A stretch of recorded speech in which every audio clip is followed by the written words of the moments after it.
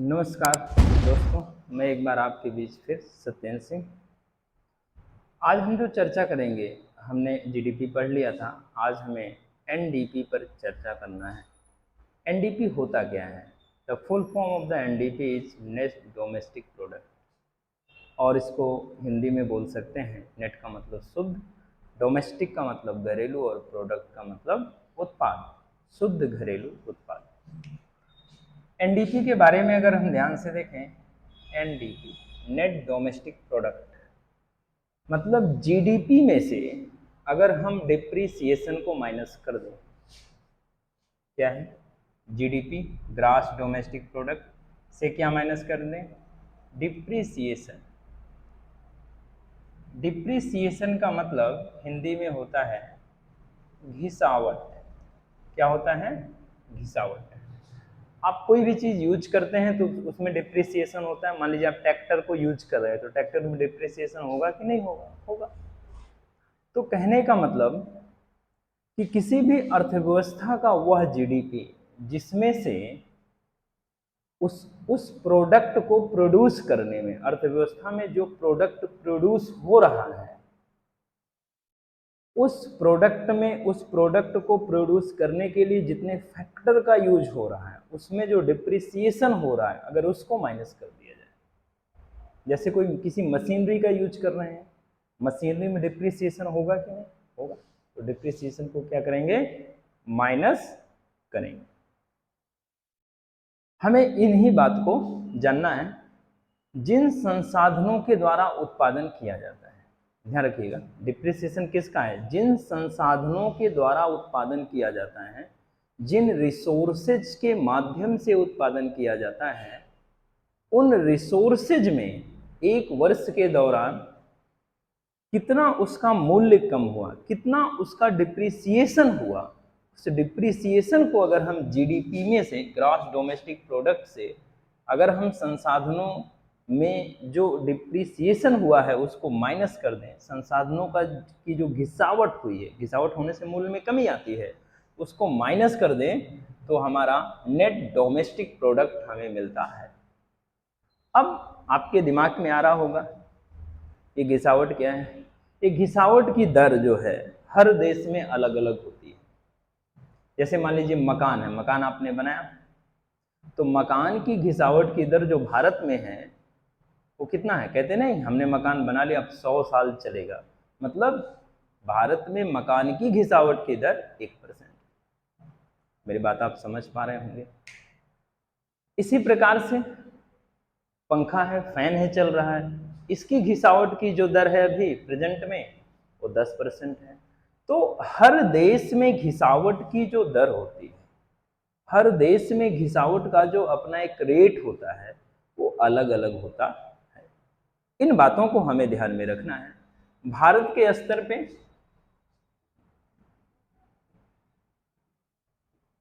इस घिसावट का फैसला जो करता है, जो मंत्रालय इस घिसावट की दर का फैसला करता है, केंद्रीय वाणिज्य एवं उद्योग मंत्रालय। उस मंत्रालय का नाम है केंद्रीय वाणिज्य एवं उद्योग मंत्रालय। मतलब घिसावट का रेट कितना होगा किसी भी संसाधन पर जिनके द्वारा प्रोडक्शन किया जाता है, जिनके द्वारा हमारी जीडीपी का, जिनके द्वारा किसी भी वस्तु का प्रोडक्शन किया जा रहा है और उसका अंतिम वैल्यू हम जीडीपी में जोड़ रहे हैं, अर्थात संसाधनों में घिसावट की दर का निर्धारण भारत के स्तर पे जो मंत्रालय करता है उसका नाम है केंद्रीय वाणिज्य एवं उद्योग मंत्रालय। अब ध्यान रखिएगा, अगर ये कोई चेंजेस कर रहा है, क्वेश्चन बनना यहां से लाजमी है, ऑब्वियस सी बात है, क्वेश्चन बनेगा अगर कोई चेंजेस हो रहे हैं तो, और इसको भी ध्यान में रखना जरूरी है। अब ये जो घिसावट की दर है भारत के स्तर पे, जो घिसावट के बारे में जानना है, एक तो संसाधनों के स्तर पे हमने पढ़ा, संसाधनों में घिसावट हो रही है। अगर मान लीजिए हमारी जो मुद्रा है, क्या है? मुद्रा। मुद्रा हमारी क्या है? रुपया है। और कोई विदेशी मुद्रा है। विदेशी मुद्रा क्या है? डॉलर है। बड़े ध्यान से ये समझिए, एक तो संसाधनों के ऊपर हुआ, दूसरी अगर हमारी मुद्रा फ्री फ्लोटिंग है। फ्री फ्लोटिंग का मतलब, फ्री का मतलब स्वतंत्र, और फ्लोटिंग का मतलब ये होता है कि उसके ऊपर किसी भी प्रकार का कोई भी अंकुश नहीं है। फ्री फ्लोटिंग का मतलब उसके ऊपर किसी भी प्रकार का अंकुश नहीं है। वो आयात निर्यात, अर्थात जैसे शेयर मार्केट होता है ऊपर नीचे जाता रहता है, तो ठीक उसी प्रकार से जो हमारे यहाँ आयात निर्यात होता है, उसके आधार पे जो हमारी मुद्रा है वो ऊपर नीचे होती रहती है। अगर ये फ्री फ्लोटिंग है, इसमें आरबीआई या गवर्नमेंट किसी प्रकार का इंटरफेयर नहीं करता है, तो ध्यान रखिएगा, स्वतंत्र मुद्रा क्या है? फ्री फ्लोटिंग, स्वतंत्र है अपने आप में। और इधर ये डॉलर जो विदेशी मुद्रा है वो भी अगर स्वतंत्र है, तो इस स्थिति में अगर ये रुपया गिरता है, रुपए की वैल्यू क्या है? गिरती है। गिरने का मतलब रुपया 70 में था 80 में होगा, इसका मतलब रुपए की वैल्यू गिर गई। तो अगर ये रुपए की वैल्यू गिरती है, इसका मतलब जितना वो रुपए की वैल्यू गिर रही है, इसका मतलब वो अपने आप में डिप्रिसिएशन हो रहा है, उस रुपए में डिप्रिसिएशन हो रहा है। मेरी बात आप समझ आ रहे होंगे। इस पे थोड़ी सी कंफ्यूजन होगी तो आप फिर से समझ लें। अगर हमारे देश की मुद्रा फ्री फ्लोटिंग है, स्वतंत्र रूप से प्रवाहित है, उस पर कोई अंकुश नहीं है, और दूसरा वहीं जो विदेशी मुद्रा है, उन दोनों के बीच में अगर जो हमारी मुद्रा का रेट है, हमारी मुद्रा की जो वैल्यू है, अगर वो गिर रही है, तो इसका कारण है कि हमारी मुद्रा में डिप्रिसिएशन हो रहा। अब यहां पे ध्यान देने की बात है कि इसका उपयोग क्या है। ये तो हमने देख लिया, इसका उपयोग क्या है, यूज क्या है। उपयोग, you can say importance also. Importance means महत्व क्या है, उपयोग क्या है, इसका महत्व क्या है। इस महत्व को भी हम देखेंगे। पहला है डिप्रिसिएशन से। किससे? डिप्रिसिएशन से जो नुकसान होता है, जो नुकसान अर्थात जो लॉस होता है, लॉस को समझने में, डिप्रिसिएशन से होने वाले लॉस को समझने के लिए इसका एक उपयोग है, इसका उपयोग किया जाता है। अब इसके साथ और भी है। दूसरा क्या है? अब ये जो डिप्रिसिएशन से लॉस है, लॉस को समझने में किया जाता है। दूसरा है कि डिप्रिसिएशन को कम करने के लिए बहुत प्रकार के रिसर्च चलते रहते हैं, अनुसंधान चलते रहते हैं। उन अनुसंधानों को समझने के लिए ये अनुसंधान कितने बेहतर तरीके से काम कर रहे हैं, अगर वो डिप्रिसिएशन में कमी कर पा रहे हैं। देखो, डिप्रिसिएशन कभी किसी भी संसाधन का डिप्रिसिएशन जीरो नहीं हो सकता, कम हो सकता है। ये ठीक वैसे ही है जैसे किसी भी देश में अपराध खत्म नहीं हो सकता है, कम हो सकता है। ऐसे ही डिप्रिसिएशन कभी जीरो नहीं हो सकता, कम हो सकता है। तो जो रिसर्च हो रहे हैं, जो अनुसंधान हो रहा है, अगर उस डिप्रिसिएशन को कम करने में कामयाब हो रहा है, इसका मतलब जो रिसर्च है, अनुसंधान है, वो सही दिशा में काम कर रहा है। मेरी बात आप समझ पा रहे होंगे। जैसे आप ऐसे देखिए, किसी सामान को पहले आप पंखा लाते थे या फैन लाते थे, उसकी वारंटी 1 साल है, फिर दूसरा लाए वारंटी 2 साल है, फिर तीसरा लाए वारंटी 4 साल है। तो जैसे इसका मतलब वारंटी 1 साल है, उसमें डिप्रिसिएशन ज़्यादा होगा, 2 साल है कम होगा, 4 साल है बहुत कम होगा। तो कंपनी जो रिसर्च कर रही है, तो समझने का मतलब यही है डिप्रिसिएशन का मतलब, यही है। इससे रिसर्च और अनुसंधान को भी बढ़ावा मिलता है, डिप्रिसिएशन को कम करने के लिए। अब अगली बात को, एनडीपी का जो इस्तेमाल है, किसका इस्तेमाल है?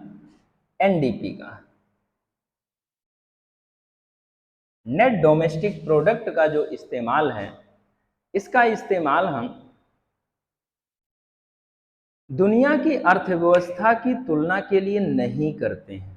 ध्यान रखिएगा, एनडीपी का इस्तेमाल, एनडीपी के इस्तेमाल के द्वारा दुनिया की जो अर्थव्यवस्था है, इसका महत्व तो है नहीं, ये इसका नेगेटिव पॉइंट है, लेकिन फिर भी मैं आपको बता रहा हूँ, इसको महत्व में मत लो। अब देखो, एनडीपी के द्वारा दुनिया की अर्थव्यवस्था की तुलना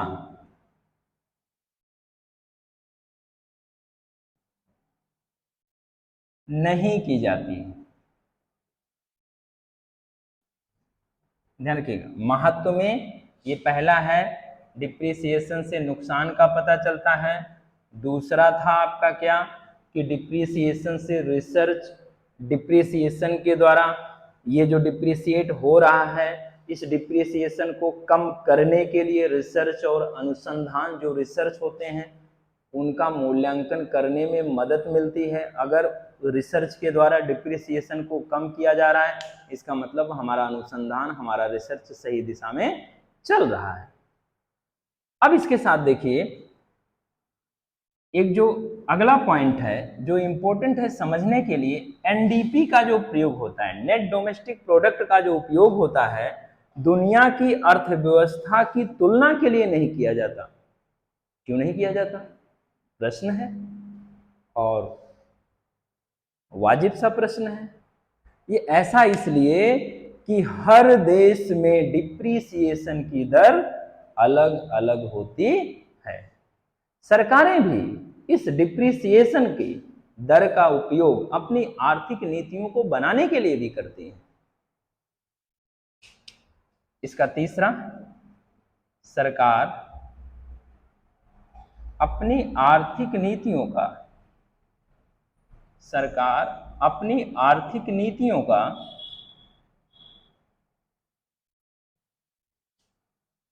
संचालन करने में या बनाने में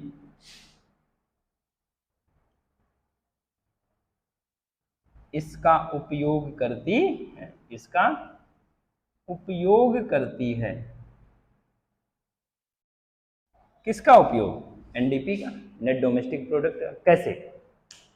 अब मान लीजिए हमारे यहाँ कार की बिक्री की दर घट गई है और सरकार ने कार का डिप्रिसिएशन बढ़ा दिया। मान लीजिए पहले 20% था, अब पर ईयर 40% कर दिया। तो जो हमारी कार होगी वो बहुत जल्दी रिटायर हो जाएगी। रिटायर होने का मतलब, अब डिप्रिसिएशन 0 हो गया तो कोई यूज करेगा? नहीं यूज करेगा। मतलब मेरे कहने का मतलब ये है, अगर कार का डिप्रिसिएशन पहले 20 था, अब 40 हो गया, तो 40 होने के बाद एक स्तर पे आने के बाद जो कार का मूल्य होगा 0 हो जाएगा। तो इसका मतलब ये है कि डिप्रिसिएशन की दर बढ़ाकर सरकार कार उत्पादन करने वाली कंपनियों को कार उत्पादन के लिए और अधिक प्रोत्साहित कर सकती हैं, जिससे रोजगार का क्रिएशन भी हो सकता है।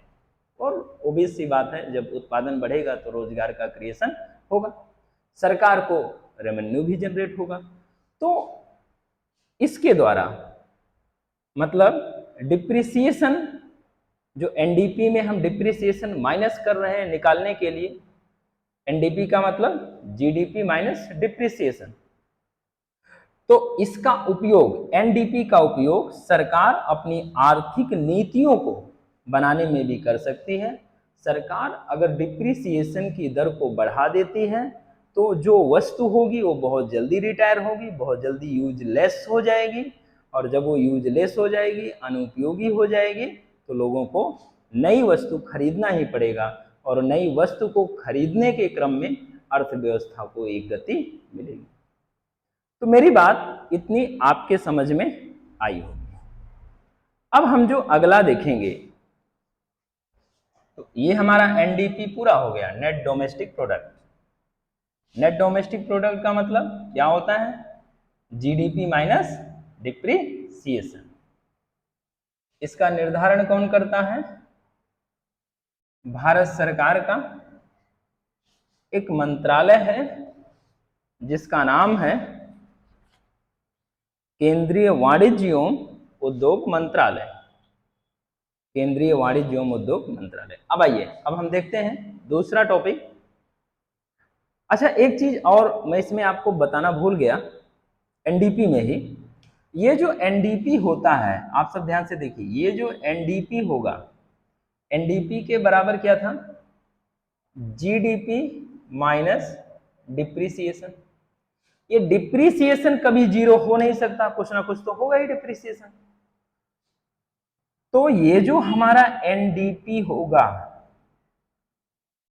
एनडीपी हमेशा कम होगा, किससे?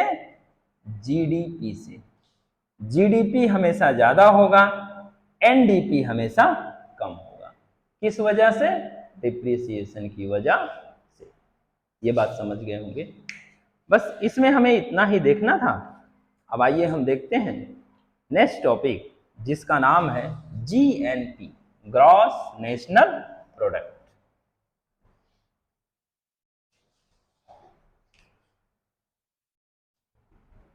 जीएनपी, सबसे पहले तो ये समझ लें जीएनपी का पूरा नाम क्या है? Gross national product. ग्रास का मतलब होता है सकल, नेशनल का मतलब होता है राष्ट्रीय, प्रोडक्ट का मतलब होता है उत्पाद, सकल राष्ट्रीय उत्पाद। मेरी बात आप समझ गए होंगे। तो जो ग्रास नेशनल प्रोडक्ट होता है, ये जो हमारा ग्रास नेशनल प्रोडक्ट है, इसमें जीडीपी, जीडीपी प्लस विदेशों से जो हमारी इनकम हो रही, विदेशों से होने वाली आय, जीडीपी में अगर विदेशों से होने वाली आय को जोड़ दिया जाए, कहां से?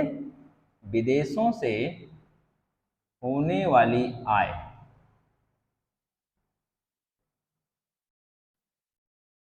ध्यान रखिएगा, ग्रॉस नेशनल प्रोडक्ट, सकल, यहां पे है ग्रॉस नेशनल प्रोडक्ट, सकल राष्ट्रीय उत्पाद, हिंदी में क्या होगा?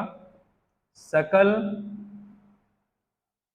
राष्ट्रीय उत्पाद। कभी कभी छोटे मोटे एग्जाम में पूछ लेते हैं फुल फॉर्म, और इंग्लिश में बोलेंगे आप इसे ग्रॉस नेशनल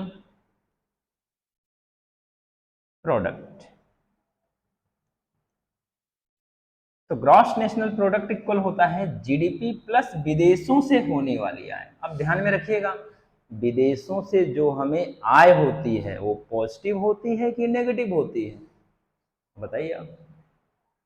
विदेशों से जो होने वाली आय है, तो आप ये ध्यान में रखिएगा, इस पे हम बाद में और डिटेल में चर्चा करेंगे, लेकिन आप ये जान लो, विदेशों से जो हमें आय होती है वो हमें नेगेटिव में होती है। क्या होती है? नेगेटिव में होती है। लेकिन इस पे हम चर्चा बाद में करेंगे, कैसे होती है इसे भी हम बताएंगे। तो सबसे पहले ये जो विदेशों से होने वाली आय है, ये किस रूप में होती है, कैसे होती है, ये आप देख लो। विदेशों से होने वाली आय किस रूप में होती है? देश की सीमा के बाहर जो आर्थिक गतिविधियां होती हैं, हमारे देश के लोग होते हैं वो भी करते हैं, वहाँ के लोग होते हैं यहाँ करते हैं, तो आर्थिक गतिविधियां हर जगह चलती रहती हैं। विदेशों से जो होने वाली आर्थिक गतिविधियों को अगर शामिल किया जाए, आर्थिक गतिविधियां कितने प्रकार की होती हैं और किस तरीके से हमारे पास पैसा आता है। पहला है निजी प्रेषण। क्या है? निजी प्रेषण। समझ रहे होंगे, नाम सुने होंगे, आपके घर के लोग दुबई में कमाते होंगे, अमेरिका में कमाते होंगे, ब्रिटेन में कमाते होंगे, वहाँ से पैसा भेजते होंगे। इसी को प्राइवेट रेमिटेंसेज बोलते हैं। क्या बोलते हैं? प्राइवेट रेमिटेंसेज, निजी प्रेषण। प्राइवेट रेमिटेंसेज, निजी प्रेषण। इसका मतलब हुआ बाहर, हमारे यहाँ के लोग बाहर गए हैं, वो वहाँ पे कमा रहे हैं, वो जो पैसा भेज रहे हैं, वहाँ से जो अपनी इनकम वो हमें भेज रहे हैं, वो क्या है? निजी प्रेषण, प्राइवेट रेमिटेंसेज है। ये मेरी बात आप समझ लिए होंगे। फिर इसके बाद विदेशी ऋणों पर ब्याज, विदेशी ऋणों पर ब्याज।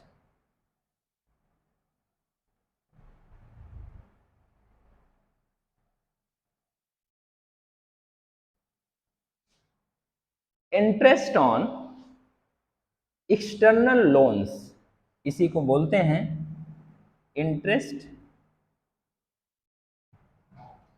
ऑन एक्सटर्नल लोन्स, विदेशी ऋणों पर ब्याज। अब ध्यान में आप देखिएगा, विदेशी ऋण, विदेश से हमने ऋण लिया, उसको हम क्या दे रहे हैं? ब्याज दे रहे हैं। हमसे भी कोई ऋण लिया, उसको भी हम क्या दे रहे हैं? ब्याज दे रहे हैं। मेरी बात आप समझ पा रहे होंगे। तो विदेशों से हम जो ऋण लेते हैं उस पे हम ब्याज देते हैं। हम भी किसी को, किसी दूसरे देश को, छोटे देश को, नेपाल हुआ, भूटान हुआ, है ना, ऐसे देश हुए जो छोटे मोटे हैं, जिनको बड़े देश ऋण देते नहीं हैं, उन पे शायद विश्वास कम करते हैं, जो भी कारण हो, तो उनको हम दे देते हैं, हमें थोड़ा बहुत प्रॉफिट हो जाए। लेकिन हमें जितना ब्याज मिलता है उससे कई गुना हमें भुगतान करना पड़ता है। इसमें हम नकारात्मक, नेगेटिव। अब देखिएगा, तीसरी चीज जो है एक्सटर्नल ग्रांट्स है, विदेशी अनुदान। क्या बोलते हैं? विदेशी अनुदान। इसका एक नाम है एक्सटर्नल ग्रांट्स। अनुदान का मतलब होता है आर्थिक सहायता। क्या होता है? आर्थिक सहायता। ये ध्यान में रखना, अनुदान का मतलब होता है आर्थिक सहायता। अब जैसे जैसे हम ग्लोबल इकोनॉमी में आए, जैसे जैसे हमारे यहाँ एलपीजी सिस्टम आया। एलपीजी क्या है? एलपीजी का मतलब लिबरलाइजेशन, प्राइवेटाइजेशन, ग्लोबलाइजेशन। तो जब हम इस सिस्टम में आए तो हमें भी अपनी जो इज्जत है बढ़ाने के लिए क्या करना पड़ेगा? लोगों की सहायता करनी पड़ेगी, आर्थिक सहायता करनी पड़ेगी। तो ये हमारी राजनीतिक बाध्यता होती है, किसी किसी भी देश की होगी। जब कोई देश गरीबी से उठता है तो उसे अन्य देशों के बराबर होने के लिए भी दूसरे देशों को सहायता करनी पड़ती है, जिससे कि वो देश हमें एक सॉफ्ट पावर के रूप में देखे। मेरी बात आप समझ पा रहे होंगे। हम किसी देश की सहायता करेंगे तभी वो हमारी तरफ भी देखेगा, तभी वो हमारे साथ रहेगा। ऐसी चीजें भी होती हैं।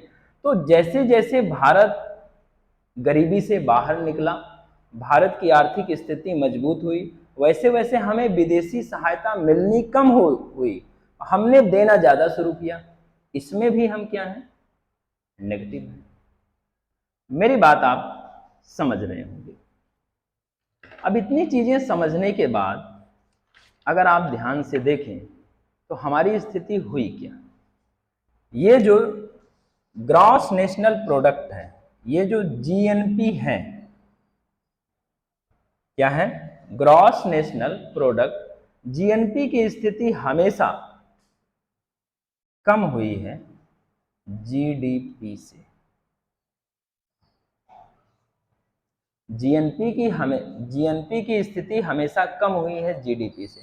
अब ये प्राइवेट रिमिटेंस, इसका मतलब भी आप समझ लीजिए कि विदेशों में लोग कमाते तो हैं, पैसा भेजते तो हैं, लेकिन उससे ज़्यादा गूगल हुआ, माइक्रोसॉफ्ट हुआ, है ना, फेसबुक हुआ, ट्विटर हुआ, ये सब हमारे यहाँ से कमा के लेके चले जाते हैं। तो हमारे यहाँ बहुत सारे लोग बाहर से कमा के भेजे निजी प्रेषण के रूप में, और बाहरी कंपनियां उससे 1, 2, 3 कंपनियां ही लेके चली गई। तो निजी प्रेषण भी कहाँ चला गया? आ तो रहा है, हम यहाँ पे बहुत अच्छी पोजीशन में हैं, लेकिन जा भी रहा है। एक तरफ से ला रहे हैं, दूसरी तरफ से जा रहा है। तो कुल मिला के हमारी स्थिति, हमारी जो जीएनपी है वो जीडीपी से हमेशा कम है। मेरी बात इतनी आपको समझ में आ गई होगी। अब जो यहाँ पे कुछ समझना है कि जीएनपी के उपयोग क्या है ना, महत्व क्या है, पढ़ते क्यों है? क्योंकि कोई भी चीज पढ़ेंगे तो उससे कुछ निष्कर्ष तो निकलेगा ना, और वही निष्कर्ष हमें देखना। आइए देखते हैं।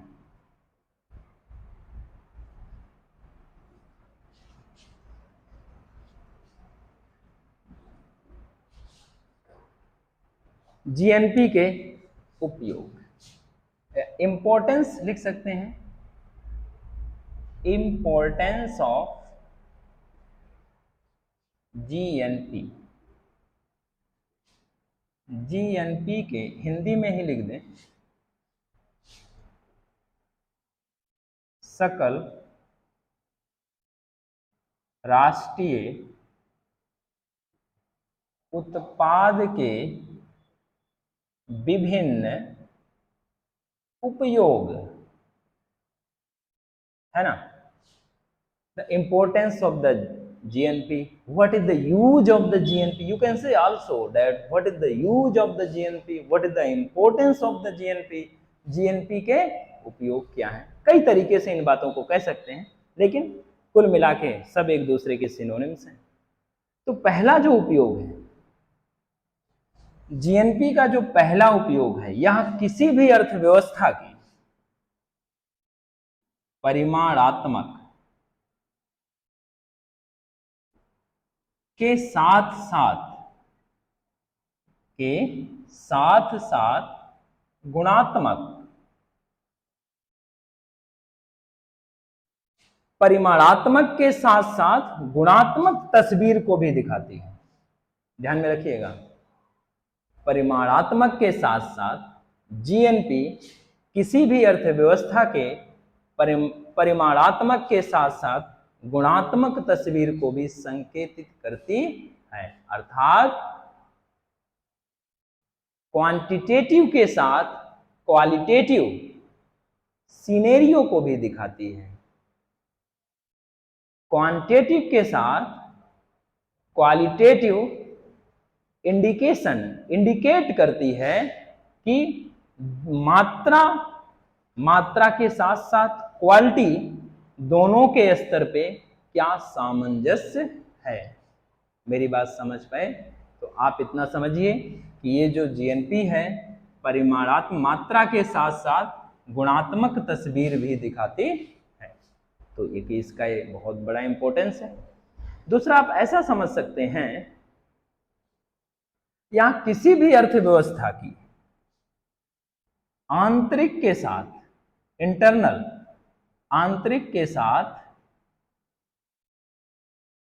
बाह्य तस्वीर, ध्यान रखिएगा, बाहरी ताकत को भी बताती है। आंतरिक के साथ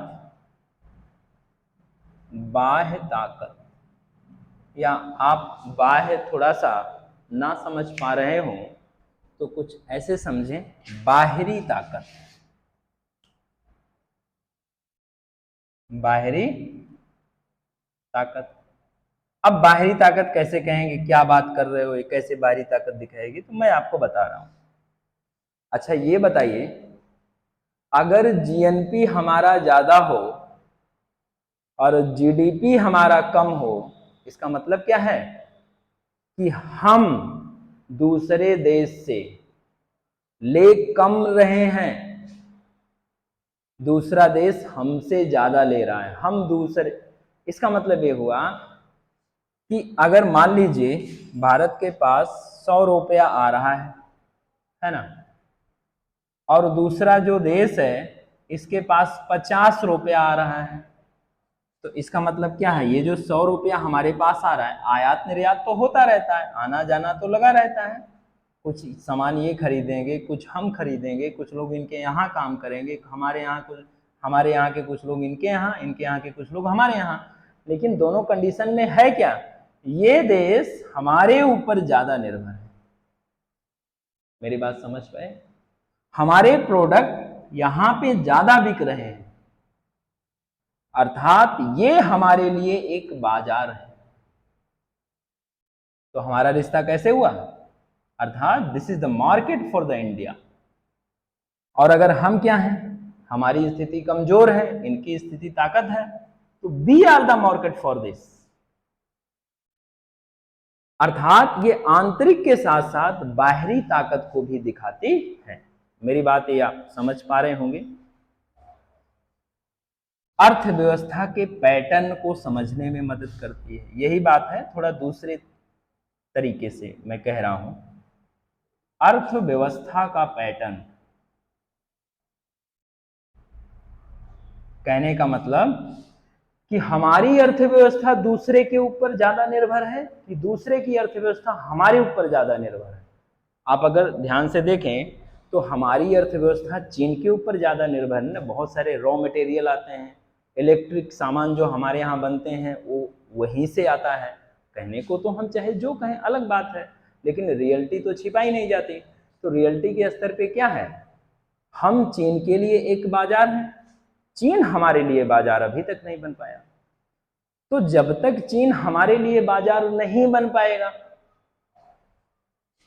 अर्थव्यवस्था का पैटर्न, आंतरिक के साथ साथ बाहरी ताकत, इसका मतलब चीन ज्यादा ताकतवर होगा क्योंकि चीन के लिए हम बाजार हैं। जिस दिन हमारे लिए चीन बाजार बन जाएगा, हम ताकतवर हो जाएंगे। आप समझ रहे होंगे अर्थव्यवस्था का पैटर्न, कि हम एक्सपोर्ट ज्यादा कर रहे हैं कि इंपोर्ट ज्यादा कर रहे हैं। तो इसी अर्थव्यवस्था के पैटर्न को समझने में मदद मिलती है। इसी को ऐसे भी कह सकते हैं कि बाहरी दुनिया किसी देश के खास उत्पाद पर, किसी देश के प्रोडक्ट पर कितना निर्भर है। एक अन्य तरीके से अपनी बात ऐसे भी कह सकते हैं। इसी को और कह सकते हैं कि दुनिया के दूसरे देशों के साथ हमारे रिश्ते क्या हैं, रिश्ते सकारात्मक हैं कि नकारात्मक हैं, और उससे भी ज्यादा रिश्ते कैसे होते हैं। दुनिया के एक दूसरे देशों के साथ जो रिश्ते होते हैं, आर्थिक रिश्ते ही तय करते हैं कि हमारी स्थिति क्या होगी। अगर हम किसी देश को एक्सपोर्ट ज़्यादा कर रहे हैं, इसका मतलब वो जो देश है हमारे लिए बहुत अच्छा है, हमारे लिए एक बाजार है। लेकिन किसी देश से इंपोर्ट ज़्यादा कर रहे हैं, उस देश के लिए इसका मतलब हम अच्छे हैं क्योंकि उसका सामान हमारे यहाँ बिक रहा है। तो मेरी बातें आपके समझ में इतनी आ गई होंगी। अगर इतनी बातें समझ में आ गई तो अगले टॉपिक में हम इन्हीं चीज़ों को आगे बढ़ाएंगे। मैं सत्येंद्र सिंह, धन्यवाद, थैंक यू वेरी मच।